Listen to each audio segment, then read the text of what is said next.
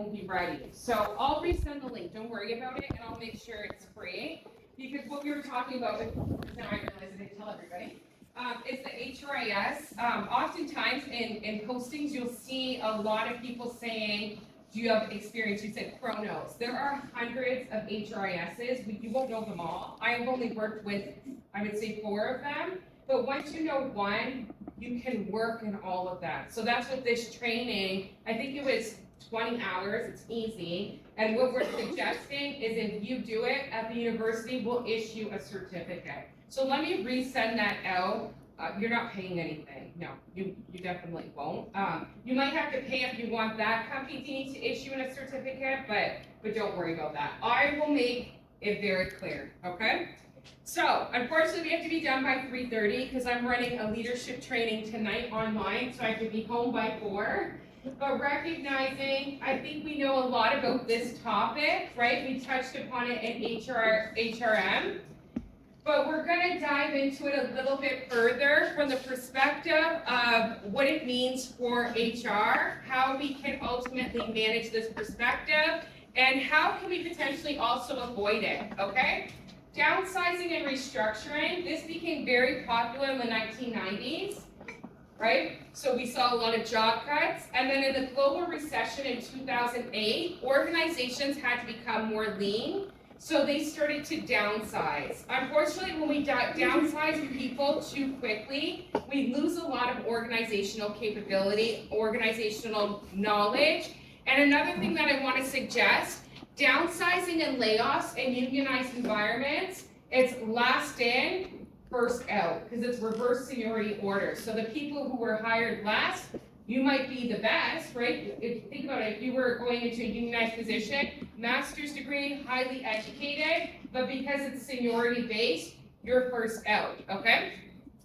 So the other perspective we want to indicate is this is, I would say traumatic for people. We have to be compassionate as HR individuals. Nobody wants to go to work one day and say, we're not needed anymore. It is very challenging. But more importantly, it also brings down morale from those individuals who remain. So just for capability or a demonstration, pretend you all work at an organization and this side of the class is no longer here, right? You may be quite happy that you're working, okay, you're still collecting your paycheck, but you feel guilty. Why me? And not the other thing, you also have to do their work. So I don't want to laugh about that, but it strains their survivors as well. The other thing is COVID has impacted a little bit about staffing levels in this perspective. I will suggest, oftentimes when I go into organizations, I often ask the executives, can we do something else besides cut staff, right? Because staff ultimately are required, but sometimes we do. Sometimes we hire too much, those types of perspectives, okay? So our downsizing strategy obviously is a capability to reduce the workforce. So if our organization is not making money, we're cutting jobs. This actually happened to me at the hospital where we redesigned the work, okay? So when I worked at Windsor Regional, it was only registered nurses. And if you don't know, registered nurses, they have a 4-year degree, university educated, but they're paid twice as much as RPNs. So RPNs, do you guys know what RPNs are? Registered practical nurses, okay? 2-year diploma, and you're a nurse, but you make half the amount as an RN. So obviously the hospital, excuse me, I don't know why I said hospital like that. The hospital wanted to save money. They cut RN jobs to bring in these RPNs. Do you think people were happy to work with those RPNs? But did we still have to do it? Yes, okay, but recognizing nobody lost their job, they were just redeployed. And also we recognize, oh my God, sometimes we have to change systems in the organization. In HR, I will suggest, as we talk about AI, is somebody at the door? Yeah, they're going that way. Oh, they're going that way. I was writing a managing employee exam outside too, which you feel bad about. But a lot of people ask me in HR, is AI going to replace jobs, right? I would suggest some, but the only thing that I often see outsourced in the human resource field is payroll and data entry. Do you know what I mean? Like those administrative perspectives. So some questions we can ask ourselves is should cuts be targeted or across the board? Sometimes it's the frontline staff, sometimes it's the administrative staff. And other things we can also ask is should an employee carry out all cuts at once or stage them over a period of time? I would say if you have to do it all at once, you cut the Band-Aid off, right? Over time, people are suspicious. They're like, okay, am I next? And then they see other people next and they're looking for other jobs, okay? So downsizing, nice clean definition, is where we're trying to improve organizational efficiency, productivity, and competitiveness, and reduce the size of our workforce. I will suggest many organizations are trying to operate lean, doing less with more, but we need to be mindful that we could also strain our staff, right? We're overworking them in that capacity, so being mindful of that. So other things we can think about is there's ways to do this: workplace reduction, design, or systematic change. So reduction can be a short-term cut in the number of individuals through attrition. So attrition means if people leave, you don't replace them. Early retirement packages, that's very lucrative. So I'm saying lucrative because here's the thing. Remember I said last in, first out? If we get early retirement packages, we're offering people who are ready to go in 2 years money to leave now, okay? My mom actually got a pretty big early retirement package because they wanted to save jobs and she was gonna go anyway, and they paid her to go earlier, you know what I mean? Which was good for her. Layoffs and terminations. So layoffs also can be a short-term perspective. So being mindful, for instance, let me give you an example. In this program, if they didn't have as much students for one semester, they could potentially lay off some of the staff. Do you know what I'm saying? Until they bring up enrollment or something in that capacity. So it might not be long-term. Okay? Workplace redesign is when we focus on work processes and ultimately give specific functions, products, or services that eventually will be eliminated. So oftentimes, again, HR might pick up payroll. We get rid of the payroll department and HR is doing it now, this type of perspective. And the other one is ultimately systematic change. So this is when we're looking at the organization's overall culture and ultimately looking at other ways of reducing costs outside of letting people go. This is a newer way of looking at saving money, because oftentimes if companies are in trouble, the first thing they cut is what? Employees. Yeah, no matter what. Right, done? Yay, thank you. Okay, this is easy, right? Okay. Why am I talking? Thank you. All right, take care. All right. I've never made any of you write an exam in the hallway because it's a busy place. Okay. So other things is there's various ways that we can restructure portfolio. Obviously that's going to be a department, right? Or a certain group of individuals. Financial and organizational, okay? So portfolio restructuring, this is when we change the mix or percentage of the organization's makeup and look at different ways of doing business. That example I gave you with the hospital, where we were a full RN model and now we're an RN RPM, is this, okay? Financial restructuring looks at ways such as reducing cash flow and increasing debt instead of laying off people. And then finally, the one we know most relevantly is organizational restructuring in this perspective, okay? So why do organizations restructure? Why? Why do people, let's say not restructure, why do people downsize jobs? So we already said declining profits. What else? Why do they cut jobs? They do it all the positions. Yeah, definitely. Even if you have like a merger, right? So for instance, if the University of Windsor and St. Clair College merge, never would happen, just so we all know, we would have 2 deans of business, we would have 2 deans of nursing, we would have to lay off, right? Or restructure. So here we're looking at obviously declining profits. If a business downturns, if we have an increased pressure from competitors, right, our competitor is doing well at something, if we're not getting the same sales, that merger we talked about, New technology, AI, digitalization to some extent, okay? So recognizing that could occur. I always give the example, if you go to Walmart, right, you have to self-scan your items. That's cashier jobs, right, potentially. Reducing operating cost, decreased level of management. Sometimes organizations are very top-heavy, and we do need to lean that out sometimes.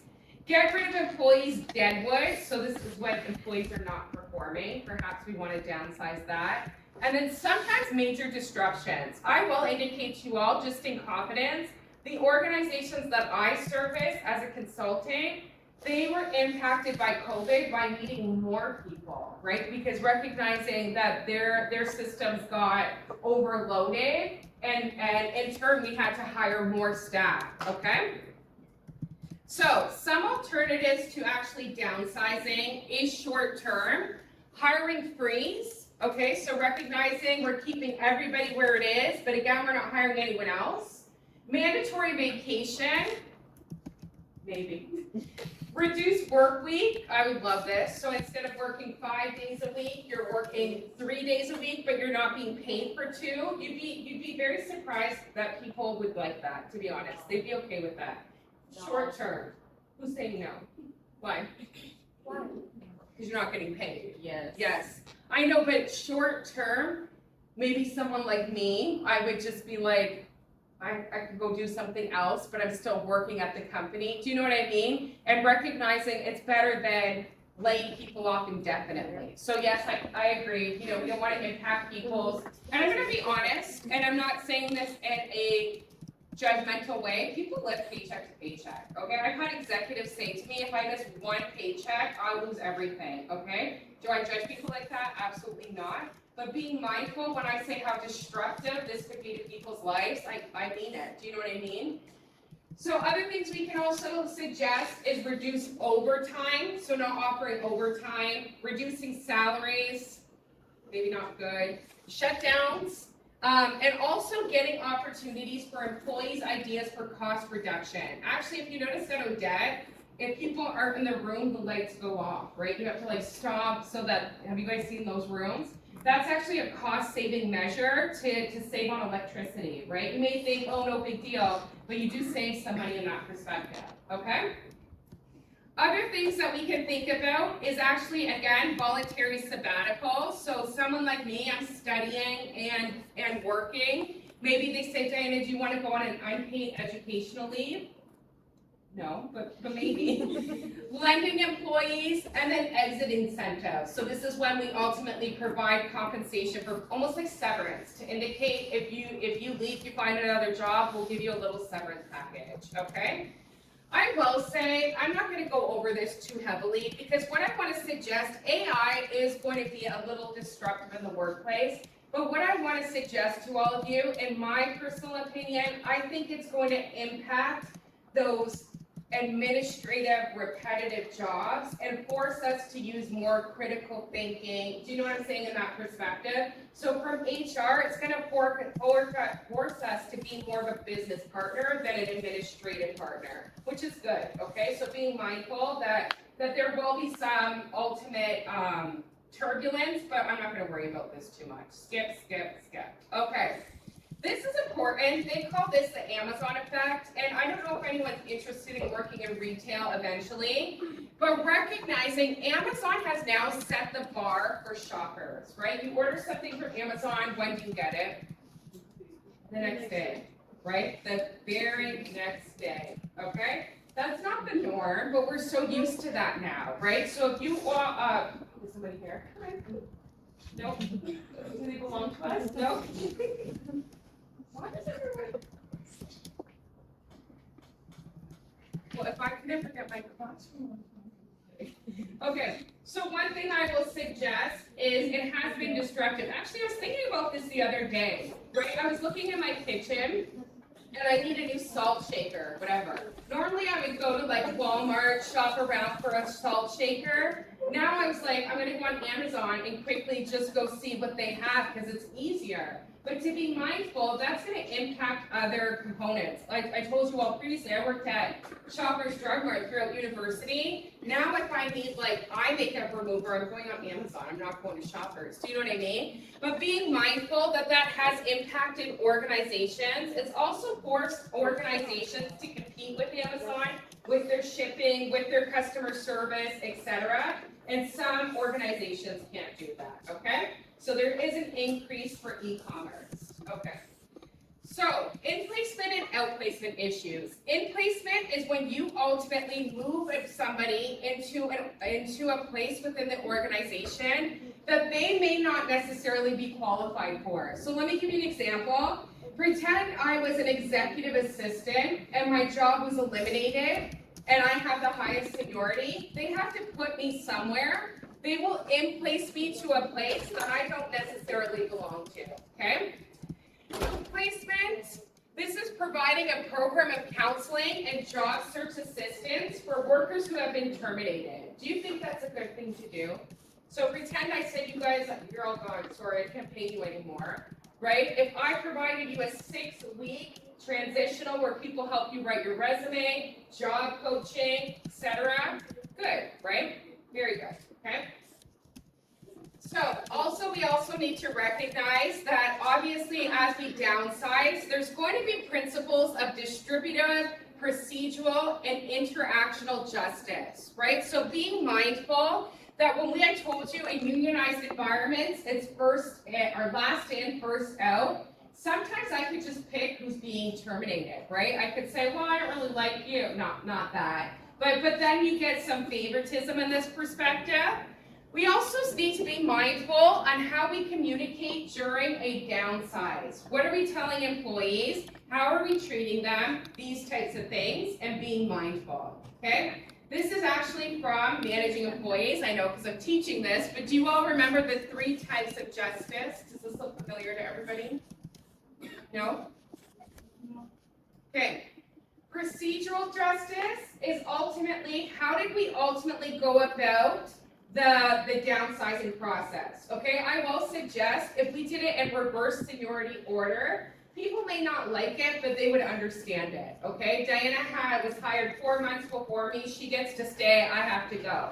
We get that, but otherwise, if it's done in a different manner, that may impact procedural justice. Okay, distributive justice. So the fairness of the downsizing decision. If I cut all your jobs, but I still gave 6-figure executive bonuses, would you be very happy? No. Do people still do that? Yeah. Okay, so that's distributive. And interactional justice, again, it's the interpersonal treatment employees receive. Actually, I saw something on LinkedIn that I was very interested in because they indicated oftentimes when people leave an organization, they're not treated well, even if they resign, right? It's like, you traitor, I'm just kidding. But recognizing, there was this quote on LinkedIn that I quite liked that said, how you treat employees as they offboard impacts how they talk about your company. They can either be a public relations advocate or your worst enemy. Do you know what I'm saying in that perspective? But I would also suggest, more importantly, in downsizing decisions. I often say things such as, I wish it was a different conversation. You'll be back. You know, when there's something here for you, we'll call you, right? And they remember that, like you were kind about it, etc. Okay? We all know the psychological contract, right? Do we remember this in some capacity? So this is an unwritten commitment between employers and their employees that guarantee job security and loyalty for service, specifically in this instance. And we also need to recognize that this psychological contract is the perception of an agreement. There's nothing that says just because you were hired in a permanent full-time job that you're going to be there forever. But because it's a permanent full-time job, you would expect, unless you wanted to leave. Do you get what I'm saying? So being mindful that this psychological contract does come into play as we talk about downsizing, okay? So this is just looking at the perspective of being responsible with this sense. As I indicated, just as in my experience for the pandemic, I didn't lay off, I actually hired more. But being mindful that there are some responsibilities, okay? So this is the formula in regards to how to downsize. So first thing we recognize, oftentimes HR should be involved from day one. We don't get involved at the end. We have to be involved right from the beginning. So determining how many people will lose their jobs, how many, who they are, and what are the options. Can we offer down or early retirement? Can we do a hiring freeze? Those types of perspectives. Decide who will be let go, right? I hate to say this. My very first HR job, we made a spreadsheet. If you were green, you stayed. If you were red, you go. If you were yellow, we offered you a relocation package to Toronto because we were in Windsor and we had to go to Toronto, okay? Now I will indicate as I was doing that work, guess what color I was? I was red. I was red and I was like, well, whatever. What are you gonna do? But then I ended up going to yellow and then I went back to red because I said no, but recognizing that's fine. The other thing is determine how these reductions will be carried out.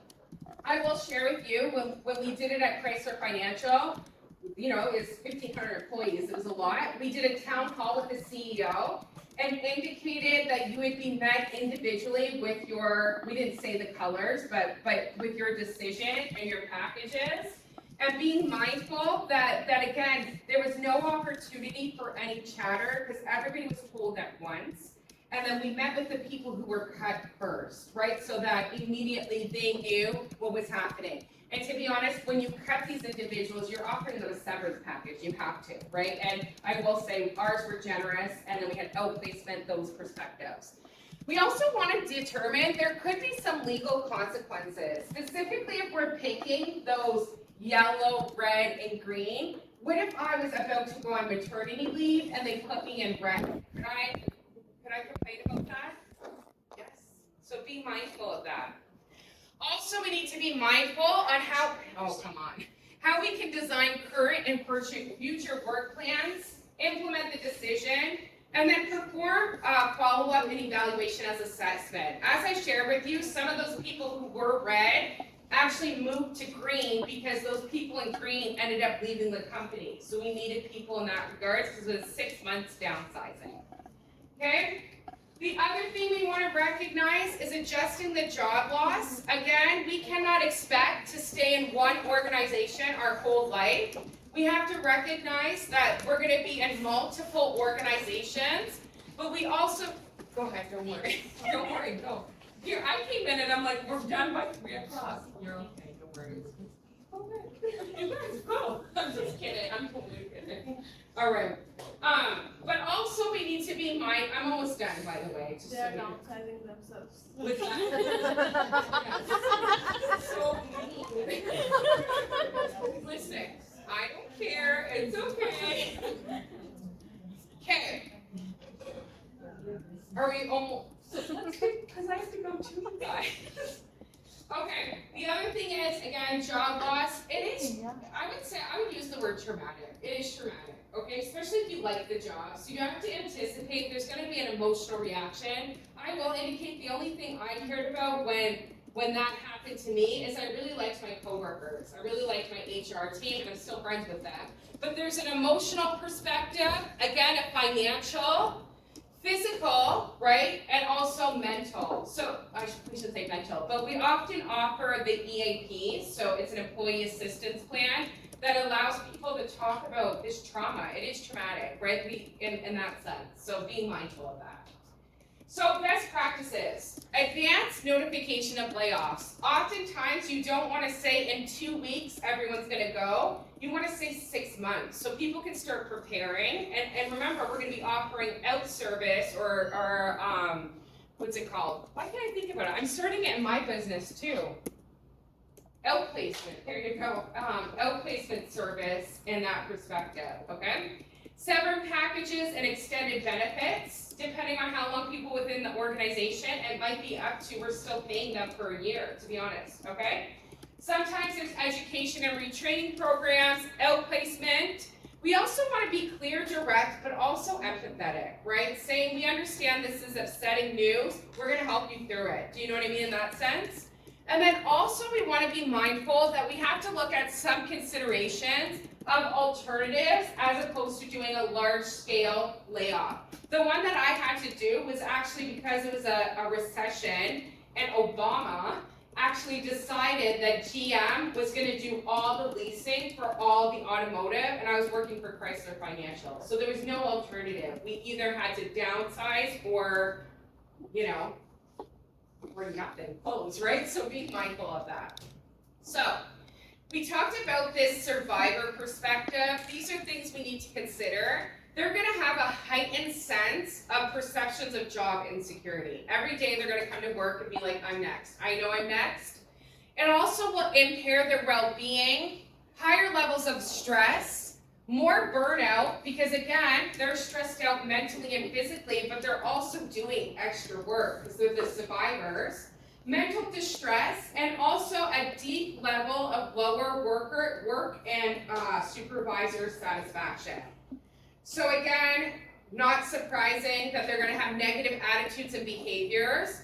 There may be a reduction in their performance capabilities, and also we will see, for a little bit, a lower organizational productivity. So now do you understand how I'm saying this isn't always the best way to implement the decisions, right? If we could look at other ways outside of downsizing, we should try to consider that. The other perspective, people who have been isolated or downsized, there's research that indicates that they also lose a little bit of their identity. If you were working as a HR manager at Amazon, you're probably proud of that, right? People know that you're the HR person. So recognizing when you lose your job, there is a little loss of self, decline in personal health and well-being, and you often see increased family-related problems, more likely financial, right? Because if you're having finance issues, you're going to see more stress, and being mindful of that, okay? So financial performance and downsizing, we also need to recognize that it's linked to both superior and inferior financial performance. So recognizing just because we cut jobs doesn't mean we always get good financial performance, because we're also losing organizational capabilities. So being mindful of that, okay? All right, my gosh. More consequences in this regards that people don't like this, right? So being mindful that you might also see higher human cost. Again, that's psychological trauma, reduced employee commitment, lower performance, and job insecurity. I also will recognize those survivors are probably looking for other jobs. Do you know what I mean? So being mindful, again, that your best laid plans may be impacted because people don't want to work there anymore because they think they're going to be next, okay?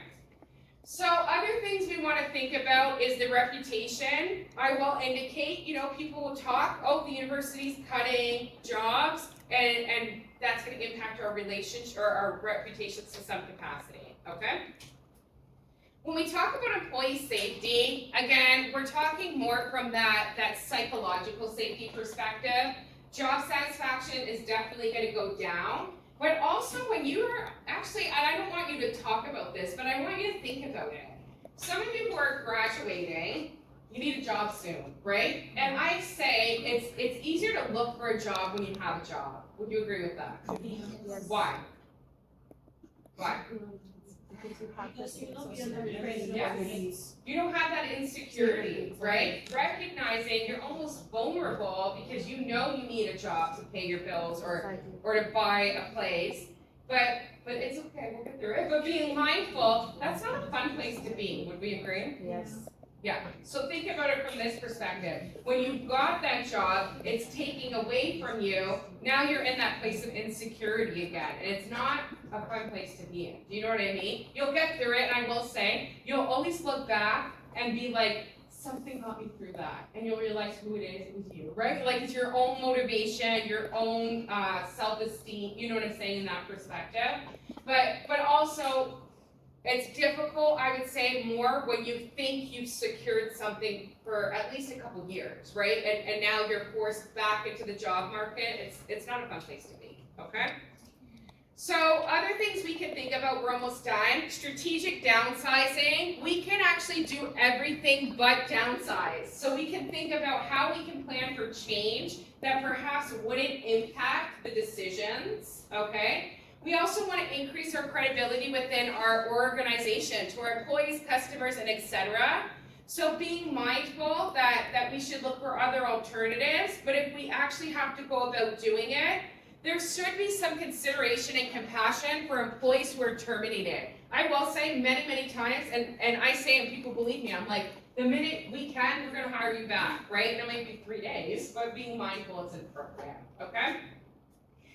Other best practices for downsizing, it should be initiated and communicated from the top. It shouldn't be HR making that decision. Why?